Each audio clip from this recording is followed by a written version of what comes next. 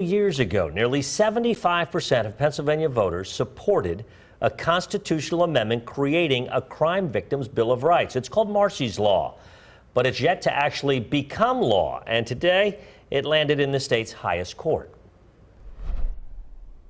Marsy's Law would notify crime victims of court dates and let them be heard during court proceedings. It was State Rep Cheryl Delogier's bill. The reason that they are in that court is because something was done to them. A crime happened to them, so they should have a voice as well. Nearly everyone agrees with that, even the folks suing to block it from becoming law. We're not opposed to victims' rights. The American Civil Liberties Union argues that Marsy's Law put 15 different amendments on one ballot question, a constitutional no-no in PA. And when you give the voters one proposed amendment that's got 15 different things in it, they don't get to pick and choose. But supporters argued those amendments are linked. I think it's one issue, it's victims' rights, period. Rights already in law, but a constitutional amendment would elevate them. And Kelly Williams says that's needed right now because her 11-year-old son was denied the right to address his rapist in court. When a victim finds their voice, it should never be the system that denies them that right to use it. The ACLU says blame the legislature for the blunder. We've seen this movie before, honestly. The legislature has tried before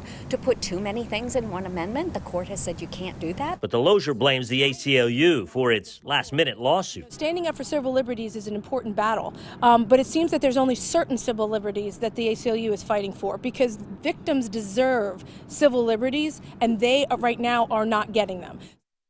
And the Supreme Court is on its own timeline. Lawyers expect it to be at least a few months before we get a ruling from the High Court.